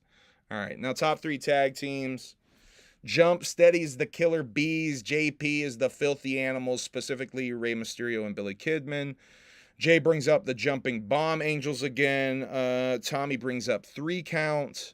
Jay tells a story about wrestling them in street clothes and the Polar Thrust, a move that Vampiro coined based off of a weird botched move that Jay did in that match. Jeeves brings up the Iconics, which is a massively underrated tag team. The Iconics were fucking hilarious on the mic. Jump Steady brings up the Brothers of Funstruction, and there's a awkward moment between the everyone in the Backseat Boys, is because they're kind of beefing with the Brothers of Funstruction right now. Let's see. JP is Edge and Christian. Jay starts to tell a story about somebody sleeping with Edge's girl, but then cuts himself off. Jay brings up the Road Warriors. Tommy Grayson brings up the OG Backseat Boys. Rest in peace to Trent. Jeeves brings up the Steiner brothers. And Jay talks about this video, The Legend of Vordell Walker, where Rick Steiner and this guy, Vordell Walker, basically shot on each other, basically had a shoot match at the end of their wrestling match or in the middle of the wrestling match, however you want to look at it. Go check out that video. That's a dope video. Jump Steady's favorite tag team, Harlem Heat. Jay brings up the Hulk Hogan promo, the infamous Hulk Hogan, we coming for you. Blackface. I don't know. I don't know what I'm doing. That might have been wildly inappropriate. I don't know. JP and Tommy, their favorites, the Hardy Boys, the both of them. Jay's is the British Bulldogs. G's favorite is the New Age Outlaws. Then they go to top finishers / moves. Jumps is Rey Mysterio, Tornado DDT. JP is the 450 Splash. Jay's is the Congo Kong Headbutt, which Tommy coins the concussion. Tommy is the RVD Van Daminator, which Jay says he kicked the hearing out of my head. In a clip here. Which, if you don't know, on the ECW, he famously made Jay deaf in 1 year. Mine's gonna be like the perfectly timed low blow. Oh, No, I'm being real. Did it happen again? Did it to me again, y'all. The best timed low blow is just like Oh, they every did time it to it's me a- again. boom. Damn. Yeah, they cut a clip out I like here. in WWE he started doing it to ladders also, but that spin kick I always found so impressive, and you know I always thought it was super devastating. See, and me going through the notes here, there's nothing super controversial from that last clip to here that I think would have needed to be cut out. I mean, looking back, I'm like, what? Maybe the Edge and Christian thing? Ooh, I wonder if they cut that out. Maybe that's it. Jay started to tell that story about someone sleeping with Edge's girl. Maybe that's what he cut out. You think that was it? I think that was it. All right, so my rest of my timestamps are going to be not valid because of that clip being cut out. Let's see. Jeeves was the perfectly timed low blow, as you saw. That's his favorite maneuver, or his third favorite. They take a break and they come back. They do some more moves. Jump Steady brings up the Ultra Hurricane Rana. Basically a Hurricane Rana into a pin. I don't know if I've ever seen that before. It's pretty fucking dope, though. JP brings up the Brock F5. Jay brings up Jake the Snake's DDT. Tommy Grayson brings up the Extreme Combination, which is Matt Hardy's Twist of Fate, and then Jeff Hardy's Swanton Bomb. Jeeves picks the Mist, any old Mist at all. Jump Steady is number one move is Eddie Guerrero's Frog Splash. JP's is the Unprettier or the Kill Switch from Christian Cage. Jay is the Canadian Destroyer. And he says that every time he sees this move, he has his mind is boggled. He has a hard time figuring out how this fucking move is done. I so fucking agree. Every time I look at the Canadian Destroyer, I get confused of who did that move and who is it supposed to hurt. Like, who is that move supposed to hurt? It confuses me every time I see that move. Tommy picks the Stone Cold Stunner. Jesus, cat. Ah! You really want attention, Steven. You really need that attention, buddy. All right. Tommy picked the Stone Cold Stunner. Jay talks about botching his stunner.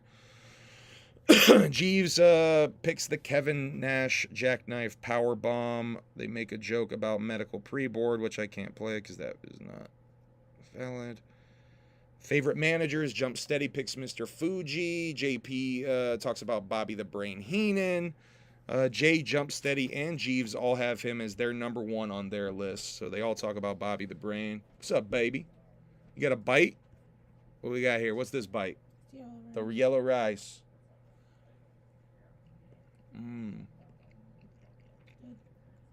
Very good. We doing tacos tonight? What? Say hi to nice people. Hi, nice people. Hi, nice people. There you go. Love you, baby. How do you pregame? How do you pregame a condom, dog? That's a wild, like, just walking around with it on. That's wild. Yeah, vasectomy, dog, vasectomy.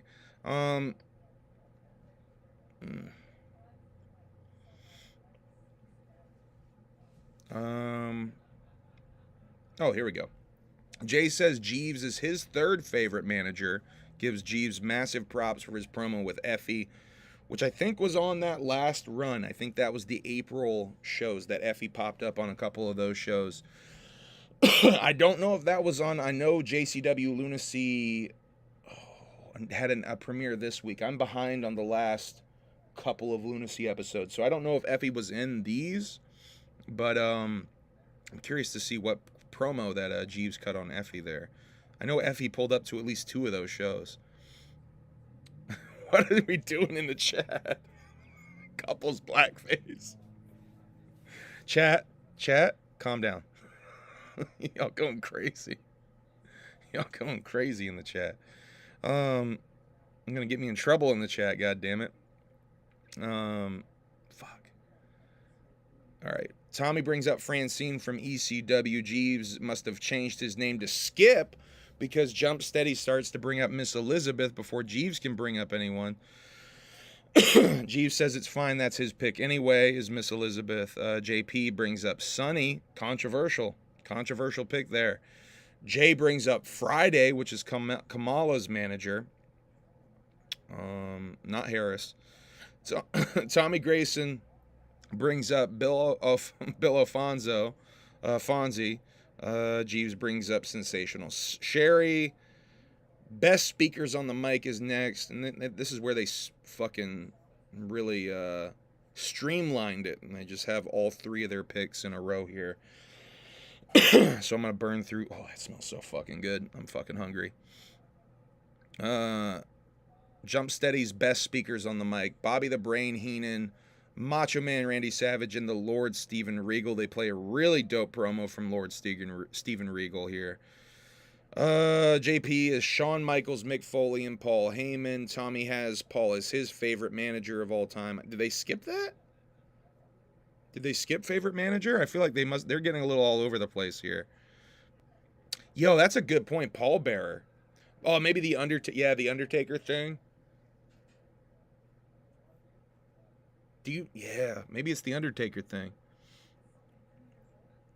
Trump is allowing the return of blackface. Man, he really is making America great again, huh? Boy, the things that really matter. What the fuck, man? Wake up.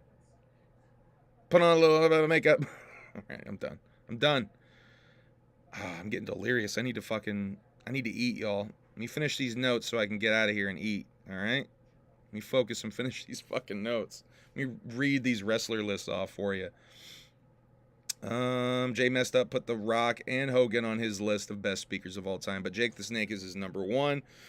Says he feels bad for him because his mustache must stink from having mad food particles in there all day, but that's just his speculation.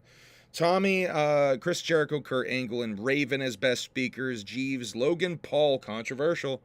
Ted DiBiase and Joel Gertner, good pick. Best female talent, Jump Steady has Miss Elizabeth, Jacqueline, and Kimona Wanalea. Jay talks about accidentally grabbing Jacqueline's boobs. Also speculates that a young Joe Bruce spanked his monkey many times to Miss Elizabeth. JP, Tori Wilson, Stacy Keebler, and Dawn Marie with a wild card of Francine. Jay points out that this is turning into everyone's spank bank. Jay is Mae Young, AJ Lee, and Mickey Knuckles. Shouts out to Mickey Knuckles. Tommy is Mickey James, Lita, and Trish Stratus. Jeeves is Bull Nakano. Good fucking pick. China, good fucking pick. And Stephanie McMahon. Great picks, Jeeves. Jeeves really got good taste with some of this shit. I really like Jeeves' picks. Also, low blow being one of your favorite moves is fucking hilarious. That's a really good pick, too. I didn't give props to that. Didn't give ends to that properly. All right, best matches. Jump Steady brings up Hogan versus Andre. Ultimate Dragon versus Ray at 96. World War III. And Ray versus Eddie from Halloween Havoc 97. JP is the TLC matches from Mania 2000 and 2001. He couldn't pick just one, so he put them both. Eddie versus Chris Benoit at Vengeance 2003, controversial pick. And the Armageddon 2000 Hell in a Cell match, which was Kurt Angle, The Rock, Rikishi, Triple H, Stone Cold, and The Undertaker in a Hell in a Cell match. Jay's picks is Hogan versus The Rock, Cena versus Brock, the Suplex City match at SummerSlam 2014. That's a really dope match, actually. And Steamboat versus Savage from Mania 3. Tommy's list, Dudley Voice versus Sandman and Tommy Dreamer from the ECW One Night Stand, 2005. TLC match from Mania 17, and Austin versus Rock from Mania 17. Jeeves is El Torito versus Hornswoggle. Sami Zayn versus Johnny Knoxville. And Shawn versus Undertaker Mania series. The last topic, wrestling moments. Jump Steady picks Eddie Guerrero's tribute show when Hulk Hogan turned heel and joined the NWO, and the formation and craze of ECW. JP picks the Hardy Boys return at Mania 33. the Kurt Angle milk attack on Stone Cold, and Stone Cold versus Booker T grocery store match where Booker T's Wang Doodle falls out. Jay brings up Brock bringing the streak with Taker, Razor Ramon showing up in WCW, and Hogan's heel turn once again. One Night Stands 05 ending is Tommy's picks, or the first pick.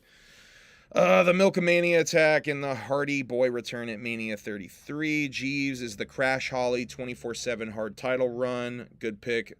Big Boss Man's heel moments, like riding on the Big Show's daddy's, dragging away the Big Show's daddy's casket and Big Show riding on the casket.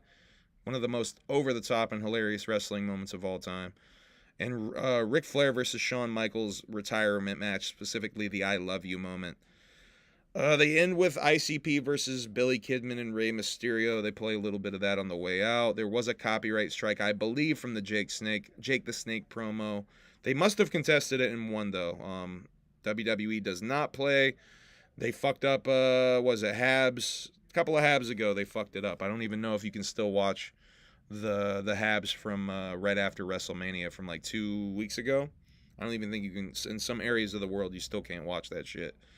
Even though I definitely was just commentating over the shit. Definitely was reacting. And it should be covered by fair use. But it's not. Because WWE is a conglomerate and I'm just a weird little motherfucker streaming on his YouTube channel. So it doesn't matter. Shaggy Show, Thursday, May 8th, 2025. Clay texts Shaggy as the show starts. I didn't realize you were live, LOL. Right at the beginning of the show. And I comment in the chat, and I need y'all's opinion on this. Does that make DJ Clay aloof? I feel like that makes DJ Clay a little aloof. I comment in the chat, DJ Clay is so aloof. And this seems to disturb, anger Mr. Tudo a little bit. And I'm going to play this clip for y'all. Let's see. Later. Fucking Clay. What's the LOL behind that? He puts LOL behind like everything. LOL. He's funny. He laughs out loud about a lot of stuff. Well, we've already been over that. That doesn't even mean you're laughing no more. I think it's a habit thing. I think that just is like lighthearted. Minute. I'll never put weird shit like that to me. Ever! Oops. What the fuck does aloof mean? I know what aloof was. I just looked up. Oh, somewhat humble among. What up, though? He says Clay is so aloof. He is, damn it. What the fuck does aloof mean? I don't know. I don't think anybody knows what that is. Somebody's just trying to sound school, smart in this motherfucker, I think. Let's see. Maybe they'll read it for us. All due respect to DJ Clay, but he's aloof as fuck. Okay, so it's not friendly or forthcoming. Cool and distant. Cool and distant. He's See, not that's what he aloof is. at all. He's too cool for I think school. he used the wrong fucking word. No? He's conspicuously uninvolved and uninterested. No, that's not it. I think he was just naive, more or less. Because he was texting like, LOL, I didn't know you were live, but you do know he's like, I don't know. And what it is. You know what? I'm in a good fucking mood today, man. I don't think I was trying to sound smart. Do y'all think I was trying to sound smart by using the word aloof? Am I blowing this out of proportion? Yes. Let's see. Shaggy says he's in a good mood for the stream and brags about having his fancy boy designer shorts just come in the mail. Manny says he's going to start wearing Jinkos and rip off Darby's gimmick. Justin doesn't even know what Jinkos are. Shaggy says he has never worn or owned a pair of Jinkos, which is surprising, shocking even. Shaggy shows off his collection of pimp canes to the camera. Murder Mayhem show asks about Shaggy re-recording an Awesome Dre song in 2008. Shaggy scolds Manny for eating too many of his cookies and takes his cookies back from Manny, complaining that there is only one sleeve left of his Chips Ahoy Chewy Boy cookies. Shaggy then brags that he weighs 193 pounds while eating more cookies. He's losing weight, however many cookies he's eating. Shaggy plugs Sonic Temple. That's happening on Friday. And then On Monday, the tour starts in Cleveland. That's right now. It's in Cleveland right now. Plugs the June tour dates as well. The weed packs. There's some extended Pope talk. Shaggy asks, what's the Muslim Pope? Turns out it's RZA. RZA is the Muslim Pope. Renee run in to ask about driving Ronan somewhere. Renee is really hype about the new Pope being American. Renee denies being a conspiracy theorist, though. Lucha Lili will be on stage at Sonic Temple throwing Fago. She's really excited to be on stage the first time. Lucha Ronan is a little bit hesitant, a little bit anxious to go on stage still. He will when he's ready, though. I think Lili might take more after her father after hearing her scream recently on a stream. Shaggy gives Ronan a chia pet as a gift. Renee says Ronan needs a haircut. Pee-wee's bike sold at auction for $100,000. Renee, all right, we got a fucking breaking news shit here. I forgot to make a video about this. This is one of those things that's like mind-blowing to me. No one else picked up on it. Renee reveals there's no 6 Jokers card for the second deck. You guys ready for this? Big reveal here. Big reveal. So I can believe it. Yes. There's no other. Oh, also, speaking of no other, there's no other 6th of the second deck, is there? You hear that? What do you mean? 6th Joker card of the second deck. I don't understand. There's no other. There's only one. Okay. Am I right? Yeah. You're scared. What is all that, y'all? What's all that about? There's only one? So there is no 6 Jokers card after all of that? Wow, that's crazy, huh? It's really surprising that no other Juggalo podcast or news outlet has picked up on this. And now we wait.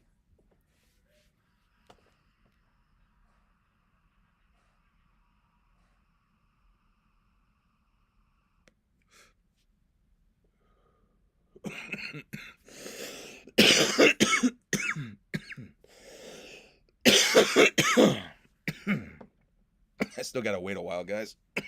My bad. You are currently taking part in part 3 of an ongoing social experiment. Some of you might know what I'm doing. Some of you might not. All right. Has it been long enough, you think? You think? Let's see. About where I'm going with this. No, I don't. I brought down with me What? the new Joker's card. Oh, you brought down my tablet? I printed it out. Your tablet. Holy shit. You printed out a picture of my tablet? Yeah. Nice. So you can show that and you'll be like, it's inside of the tablet, right? All I want to say, here's my hint. I want you all to expect nothing. Oh. Sup, Lee? Oh. It's just a big party in here. She wants a Leah pet. We'll go over pictures of. Don't let the cat in here. Too late. No, it's not. I will not expect anything. Yes, we'll go over some stuff. You'll be naughty to expect something. Can I finish my show, please, first? Hear the nothing and the not jokes. All right, so if y'all don't know, I've been doing this social experiment thing where I try to play some clips of the Shaggy Show and try to trick some people into thinking something was announced that wasn't announced. We did it with Renee getting pregnant the first time, and we got a couple of bites on that one. I just found out that the one where Renee said the psychopathic riders would be at the gathering fooled somebody the last HABS I did. Let's see if Renee saying that there is no 6 Jokers card works.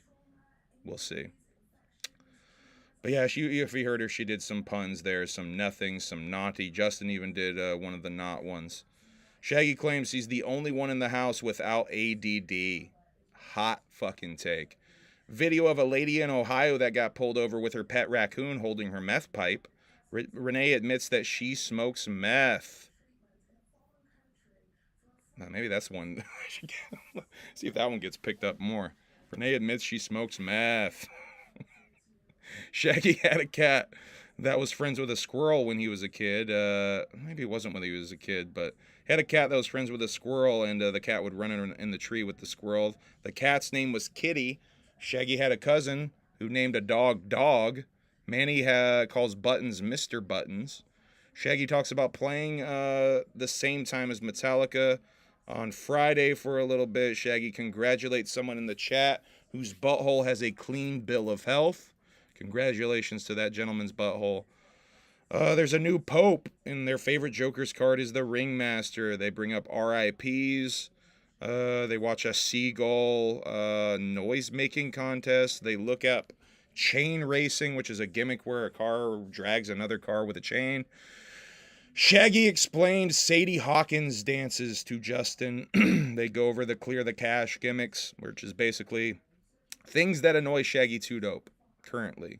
Shaggy is mad that they play the same 3 commercials on Hulu. He's mad at a Food That's Slime commercial. Shaggy just found out that the song She Thinks My Tractor Is Sexy exists, and that makes him angry. Mostly because the tractor ain't even all that sexy in the first place. Manny says that the song... Oh, yeah. Manny says that he plays that song when he DJs. What the fuck kind of... Where is Manny DJing?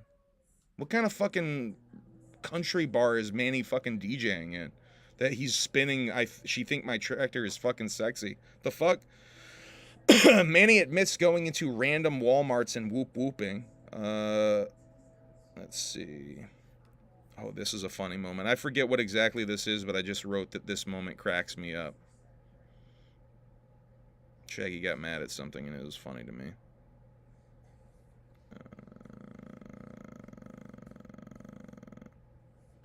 All right. He said his shit up for me. Maybe 8:30. I don't know why this screen registers when you're playing fucking video games. I turned it off. No, it doesn't. But it happened the one time. It's happened again since. Why is this linked to your fucking house? Because I don't have a Steam account. I don't have a second one. You're using mine? No, you don't have one. What? Why? Steam account? How fucking unprofessional are we? Because you don't play video games. So get the fuck off of here. Well, it's for the wallpaper. Oh. It's for the wall. I'll give that. You did not, Kyle. That's cap. Star Wars wallpaper. Well, can I just That's get my like own Kyle. fucking Steam so I ain't gotta worry about your fucking video game habits when you're at home? I guess, but then you gotta pay for wallpaper engine, and then Okay. it's fine. But yeah, I can do that. I think I can handle the wallpapered fucking payment. Brutalis, how far away are you? God, there's just something about that moment that cracks me up. Shaggy getting mad as fuck about stream accounts that he doesn't even understand in the first place is fucking funny. Shouts out to Kyle Combs from Clockwork Key in the chat, though. Clockwork Key about to go on tour right now? Right about now? This Friday? This Friday? Was that when it kicks off? I got the gimmick in here. I'll next HABS. I think we're going to do another HABS Wednesday or Thursday. I'll try to get the tour flyer in the mix again for y'all. This Friday, that's what I thought. Youngstown, right? I think Youngstown this Friday they kick it off. Go check out Clockwork E on the Anubis tour. I think that's what it's called, right? I think it's something else. Anubis, something. Yeah, I'm close. Damn it. All right, we need to wrap this up. I gotta eat food here. I'm starving, y'all.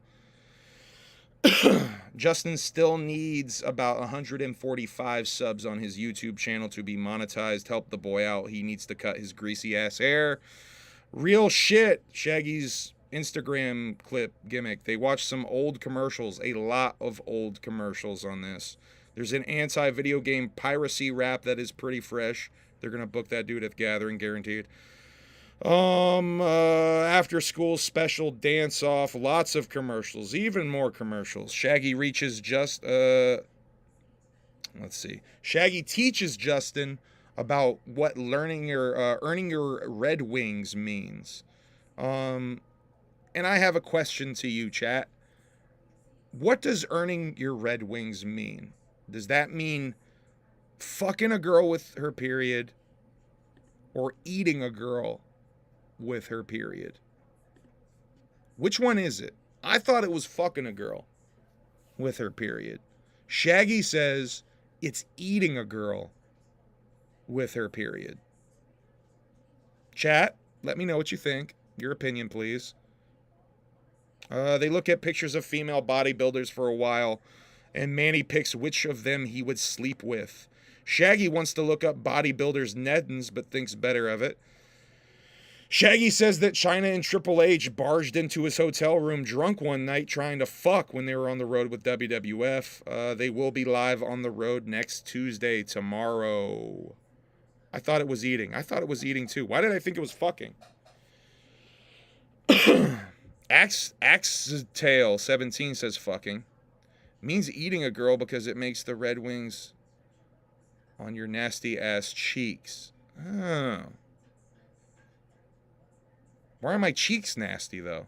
Oh, I guess the blood all over them. I guess the blood all over my nasty-ass cheeks. I get it. That shit can be regional. Here in PA, Red Wings means oral for sure. See, I always assumed it was sex. I always just assumed it was penetration. Well, I guess I don't have my Red Wings. Oh, wait, do I? Oh, wait, I think I do have my Red Wings. Oh, yeah, I did do that one time. I do have my Red Wings. I do have my Red Wings. Both ways. I got my Red Wings both ways. Do y'all have your Red Wings in the chat? Both ways? One in the chat if you have one of them. 2 in the chat if you have 2 of them. 0 in the chat if you have none of them. Please and thank you. Chat. Chat. 1 if you have one of the Red Wings. 2 if you have 2 of them. 0 if you got none of them. EC's got 100 of them. All right. And see, I'm leaving a little I'm leaving some room from some anonymity there by letting y'all pick the 1 or the 2. 2, I ain't no bitch. That bitch could see Lowe's the pond fish. That bitch could have warned me. I feel like, thinking back, I think that was kind of where I was at. It was like an in too deep situation as far as the eating thing goes. I think I was in too deep. I was just like, fuck it. We're going to keep going.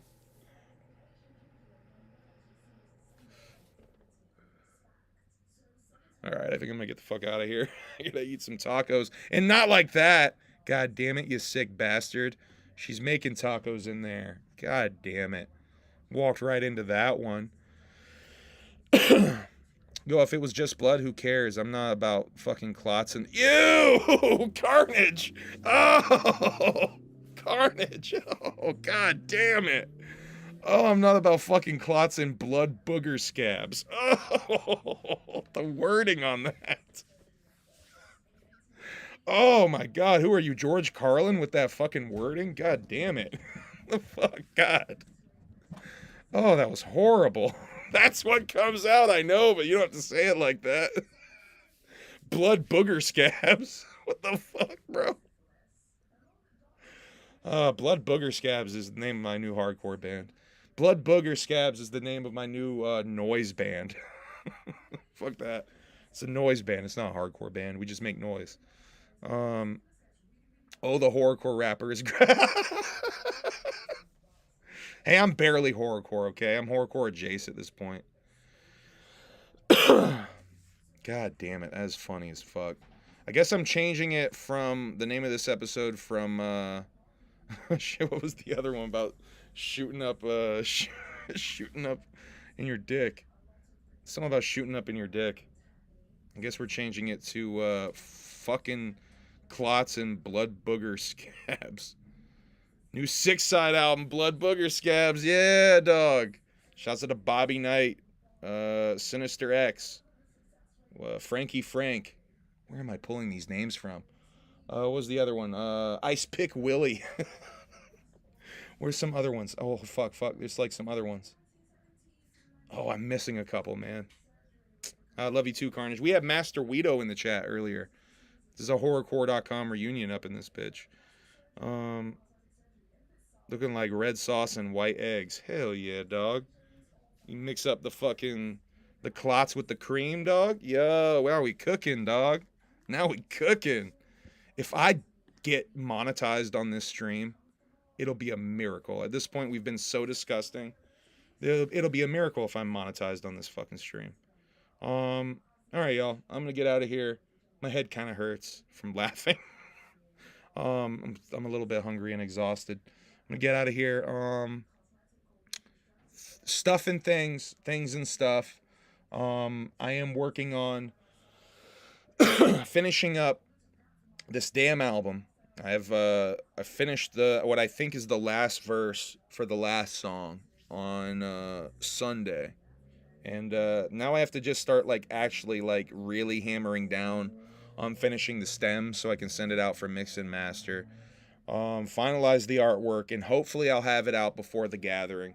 That's the plan right now. High Strangeness out before the gathering. Fingers crossed. I gotta work on vlogs super heavy after even before I get that project finished. Actually, I really got to get the Lost Lands shit out this week. So expect that, the public version of the Lost Lands stuff, and probably a lot of random clips dropping the next few days from Lost Lands. So expect that on the channel. I got to upload the Twitch stream. I think I figured out a couple of different Twitch stream ideas I'm going to do. I'm going to upload the one I did last week and then edit down the one I did last week into 2 videos. I still have one of the Twitch streams to upload to the channel as an edited version, the one where I break down that dude talking about ICP being racist. I'm going to upload that edited down to the regular channel. Yeah. Thank you very much. Love you guys. And broadcast.